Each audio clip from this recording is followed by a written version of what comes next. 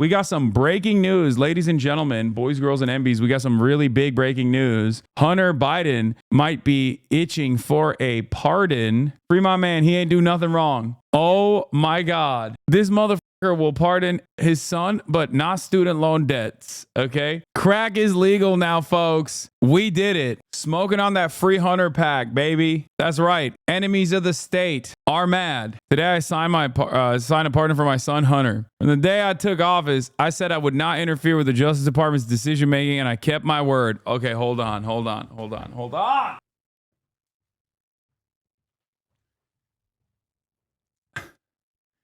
That's right. First day out, baby. Free Hunter Biden till it's spelled backwards. Woo! Sorry, I had to celebrate a little bit, you know? Once again, proving that Joe Biden is just right-wing, dude. He's like, excuse me, I thought this was America. Didn't realize you couldn't do a little bit of drugs and then, you know, get a gun. I didn't realize you couldn't do tax evasion. Like, what the are we doing? Real principled abolitionists will understand what I'm talking about, okay? I'm a single issue voter. So for me, it's like, this is my one issue. Like, I'm glad that it finally happened, right? Today, I signed a pardon for my son, Hunter. From the day I took office, I said I would not interfere with the Justice Department's decision-making, and I kept my word, even as I have watched my son being selectively and unfairly prosecuted. Without aggravating factors like a use in crime, multiple purchases, or buying a weapon as a straw purchaser, people are almost never brought to trial on felony charges solely for how they filled out a gun form. I mean, he's not wrong. Those who are late paying their tax because of serious addictions but pay them back subsequently with interest and penalties are typically given non-criminal resolutions. It is clear that Hunter was treated differently. The charges in this case came after several of my political opponents in Congress instigated them to attack me and oppose my election. Then a carefully negotiated plea deal agreed to by the Democrat of Justice, Department of Justice, unraveled in a courtroom with a number of my political opponents in Congress taking credit for bringing political pressure on the process. Had the plea deal held, it would have been a fair, reasonable resolution of Hunter's cases. No reasonable person who looks at the facts of Hunter's cases can reach any other conclusion than Hunter was singled out only because he is my son, and that is wrong. There's been an effort to break Hunter, who has been 5.5 years sober, even in the face of unrelenting attacks and selective prosecution. In trying to break Hunter,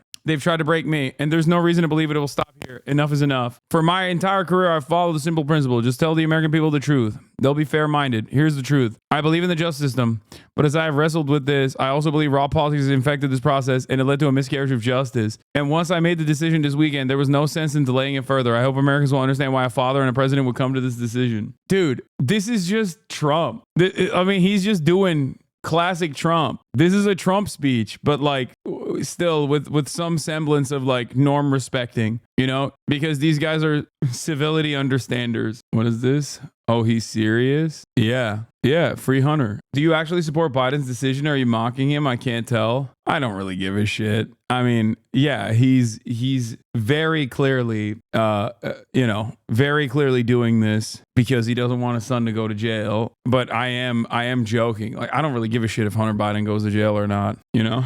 It's inconsequential and it makes conservatives really upset. Yeah. No, 100%. It's funny because like people, he made a decent case for a lot of like people to be like, yeah, it's his son. After being pardoned, Hunter Biden says he will never take the clemency I've been given today for granted. It's going to be fun to watch conservatives lose their minds over it for the next week, you know? Reagan, Biden pardoned his son Hunter. Honestly, I don't think this is something worth getting mad over. A father should look after his son. Joe has been so mistreated by the Democrat Party and disrespected. This is the one thing he's actually always cared about. LeBron James' media company lost almost $30 million last year. Yeah, it's because he's the GOAT, even at losing money. There, asked and answered. Fuck Hunter Biden. Hey, fuck you, man. Just got here. What's your take on the pardon? I'm conflicted.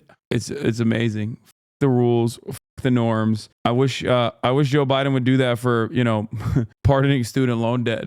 Pardon more people. Also, apparently, Asmongold agreed with me. Yeah, Let's take I'm a going to look. be honest. I think he was right about pretty much everything. And I feel like also it's an example of like, if you build it, they will come. The reason why people have moved away from like progressive policies and the Democratic Party is they feel like the party's not made for them. Yeah, I'll link you all the video. Yeah, honestly, it made sense. Yeah, no, for sure. Does the right need a view? No, they don't. This is the thing, is that if you create something worth fighting for, you don't need to pay people to fight for it. They'll do it for free. Both parties have changed so much in the last 5, 10, or 20 years. Yeah, sure. But the right has the view, and it's the view of driving driving people to the right. Yeah, exactly. And younger generations are brainwashed by social media. Well, older generations are brainwashed by mainstream media. Like, I don't really think that's a very, like, this isn't really much of a conversation, is it? But anyway, I think that the big problem is that young guys get demonized by the left, and they get demonized by the left for doing things that young guys like doing, like being abrasive, saying obnoxious things, being aggressive. And also, I think the main issue, I think, for a lot of guys, and I don't know about you guys, right? But it's like what I was saying before about the identity politics. The moment that I see advantages that are given to like women explicitly, I'm immediately never going to support that, because I'm not a woman and I don't want to see somebody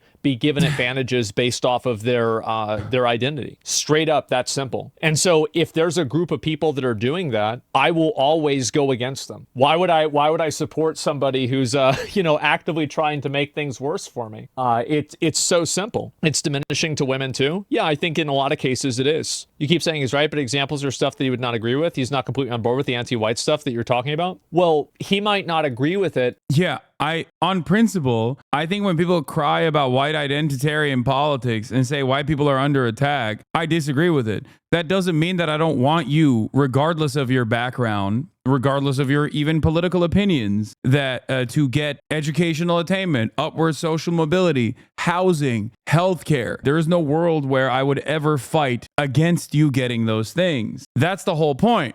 That's what I believe. And I think a lot of people personally hear stuff, clipped out of context or whatever the fuck. They make up their minds and they go, oh, this guy hates white people. It's like, no, dude, I don't. I'm white, okay? I'm a white man. I still believe that, conservatives, even Nazis deserve health care. The point is, I use that extreme example. The point is that a more just, empathetic, universal approach to politics is going to make it so that people are less angry. Okay? That's it. That's the point. No. I think that he might not think that it's valid. I think that Hasan understands that what I'm saying is accurate. He just doesn't agree with the conclusion. That's two very different things. I think it's very easy to identify, yes, this is why people are mad, without going and saying that you agree with why they're mad. He doesn't understand, he doesn't agree. Yeah, exactly. It's simple. And so anyway, I think that's the main thing. And so the moment that, and I feel like, again, when you see people that are getting preferential treatment, or especially like on Twitch, this has happened a lot,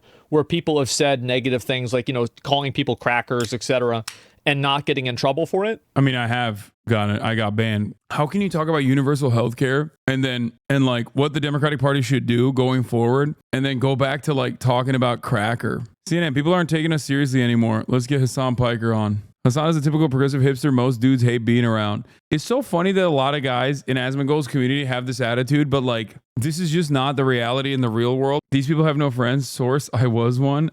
Son of billionaire complains about how nobody listens to him. Son of billionaire. Dude, how the fuck did these people arrive at these, like, oh God, I don't even want to get into it. I think this is what I mean as far as like political polarization has caused people online to basically refuse to reckon with the truth that is in front of their eyes. Push by Twitch, push by CNN, push by DNC. What kind of privilege is this? Why would you go to Piker for advice on how to get men back when he's widely hated by men? I think that there is a real crisis of confidence among men. There's true. There's a real crisis of confidence among men.